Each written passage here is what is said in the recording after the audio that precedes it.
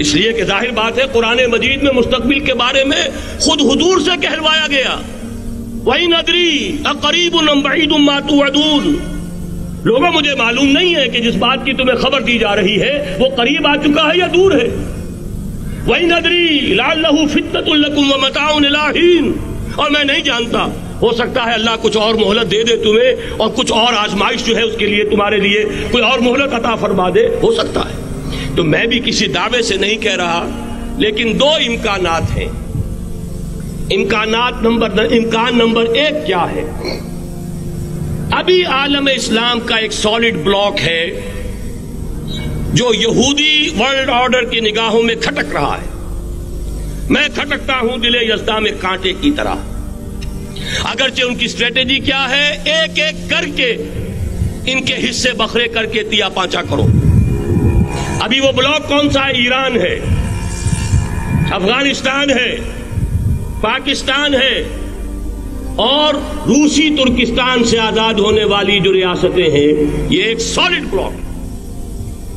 یہ عجمی مسلمان عربی نہیں، عربی گئے، یہ نوٹ کر لیجئے، اس لیے کہ عربوں کو اللہ نے فضیلت دی تھی، محمد ان میں سے تھے صلی اللہ علیہ وسلم، یہ رتبہ بلند ملا جن کو مل گیا۔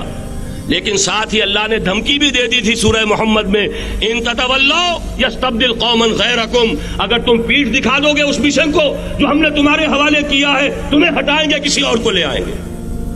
اور یہ بات ہو چکی ہے 13ویں صدی عیسوی میں، 1258 میں جب سقوط بغداد ہوا ہے، عربوں کے ہاتھ سے عالم اسلام کی قیادت چھین لی گئی، معزول کر دیا۔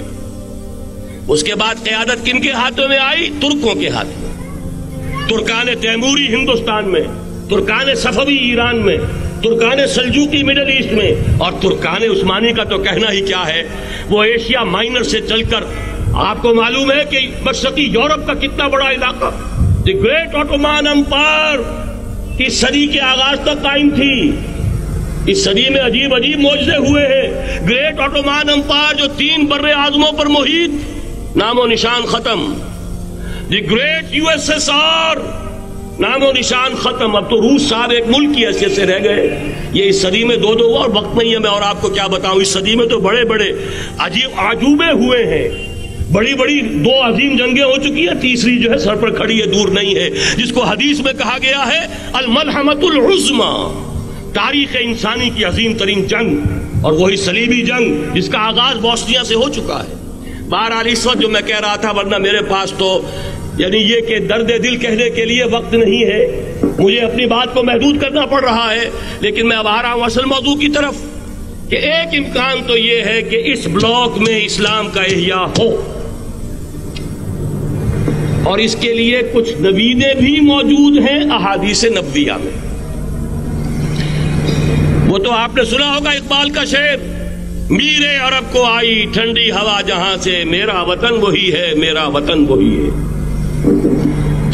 حدیث میں آتا ہے یخرج ناس من المشرق یؤتون للمہدی یعنی سلطانہ، مشرق سے فوجیں نکلیں گی کہ جو کہ مہدی کی حکومت قائم کریں گی، اور یہ ہوں گے حضرت فاطمہ کی نسل ہی سے رضی اللہ تعالی عنہا، لیکن عالم عرب کے اندر پھر ایک طاقت بن کر ابھریں گے، باطل کی قوتوں کے خلاف جہاد کریں گے، لیکن ان کو مدد آئے گی 2 طرف سے، ایک زمینی مدد آئے گی مشرق سے، ایک آسمانی مدد آئے گی، عیسیٰ ابن مریم کا نزول، حضرت مسیح علیہ الصلوۃ والسلام جو زندہ آسمان پر اٹھائے گئے تھے نازل ہوں گے، اور در حقیقت ان 2 مددوں کے نتیجے میں پھر یہود کا قلع قمع ہوگا، اور یہی گریٹر اسرائیل ان کا گریٹر گریو یارڈ بن کر رہے گا، عظیم تر قبرستان بن کر رہے گا۔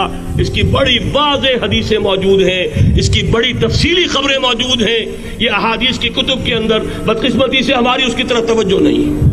ایک تو یہ ہو سکتا ہے، اسی طریقے سے ایک اور حدیث ہے، یخرج من خراسان رایات سود، اور یہ مسلم شریف کی روایت ہے، نوٹ کیجئے گا، نہیں ترمذی شریف کی روایت ہے، یخرج من خراسان رایات سود لا يردها شيء حتى تنصب بإيلیا، اور خراسان حضور کے زمانے میں آج کے افغانستان کا نام تھا۔ جتنا خون یہاں پر خلوص کے ساتھ دیا گیا ہے، اس کی مقدار بھی کم نہیں ہے. یہاں سے خیر برآمد ہوگا. اور دوسری بات اپنے بارے میں نوٹ کر لیجئے, یہ پاکستان, بچا کھچا Pakistan, what remains of Pakistan, یہ اصل میں ہے کیا؟ مولانا بہت خوبصورت انداز میں فرما رہے تھے, یہ 313 نہیں تھے, اسلام تھا. اسی طرح نوٹ کیجئے, پاکستان نہیں ہے, 4 صدیوں کی تجدیدی مساعی کا حاصل ہے. آپ نے کبھی نوٹ کیا ختم نبوت کے بعد اب سب سے اونچا منصب کس کا ہے؟ مجددین. سنن ابی داؤد کی روایت, ان اللہ یبعث فی هذه الامہ علی راس کل 100 عام من یجدد لها دینها. اور نوٹ کیجئے, کوئی بات ہے 1000 برس تک سارے مجدد عالم عرب میں پیدا ہوئے. جیسے ہی دوسرا 1000 سال شروع ہوا, الف ثانی کا مجدد اعظم شیخ احمد سرہندی کہاں تھا؟ صنم خانہ ہند میں. حاضر ہوا میں شیخ مجدد کی لحد پر, وہ خاک کے ہے زیر فلک مطلع انوار, گردن نہ جھکی جس کی جہانگیر کے آگے, جس کے نفس گرم سے ہے گرمی آرات. وہ پھر 12ویں صدی کا مجدد اعظم امام الہند شاہ ولی اللہ دہلوی, 13ویں صدی کا مجدد اعظم سید احمد بریلوی, اس کے خون کا امین اور اس کے ساتھ کے شہداء کے خون کا امین, ان کے جسموں کا امین آپ کا خطہ ہزارہ, آپ کا خطہ سوات, اس میں ان کی جانیں ہیں جو دی گئی ہیں. اور وہ نہایت میں آپ سے عرض کر دوں, دور صحابہ کے بعد اتنا خالص اسلامی جہاد پوری مسلمان تاریخ میں نہیں ملے گا جتنا وہ تحریک شہیدین کا تھا. 14ویں صدی ہجری میں شیخ الہند جیسا مجاہد اعظم کہ انگریز نے گرفتار کر کے قید بھی کیا ہے, تو کہاں ہندوستان میں نہیں, کہاں جزیرہ سائرس, کیا نام تھا, مالٹا, جزیرہ مالٹا بحر روم میں. اقبال کے نفس سے ہے لالے کی آگ تیز, ایسے غزل سرا کو چمن سے نکال دو. کہیں ہندوستان کی کسی جیل میں ہوا تو شاید اس کے نفس کی گرمی ہی سے کوئی حرارت پیدا ہو جائے. اور اسی صدی میں 14ویں صدی ہجری میں اقبال جیسا مفکر, اسی 14ویں صدی ہجری میں مودودی جیسا مصنف, اسی 14ویں صدی ہجری میں مولانا الیاس جیسا مبلغ رحمہم اللہ, عظیم شخصیتیں. آج پورے عالم اسلام میں آپ کو تبلیغی دوست ملیں گے. یہ کہاں سے شروع ہوئی تحریک؟ دہلی کی ایک چھوٹی سی مسجد سے. وہ مسجد بنگلے والی اب تو بڑی عالیشان ہو گئی ہے, جب وہاں شروع ہوا تھا کام بڑی چھوٹی سی مسجد. یہ سارے کام یہاں کیوں ہوئے؟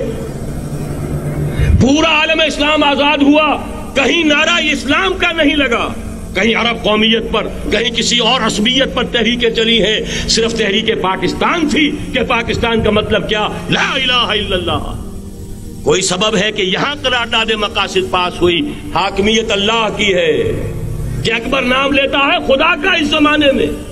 یہ سارا ماضی سامنے رکھیے اور حضور کی دی ہوئی پیشین گوئیوں کا مستقبل سامنے رکھیے. ان دونوں سے ثابت ہوتا ہے اس خطہ ارضی سے کچھ ہونا ہے.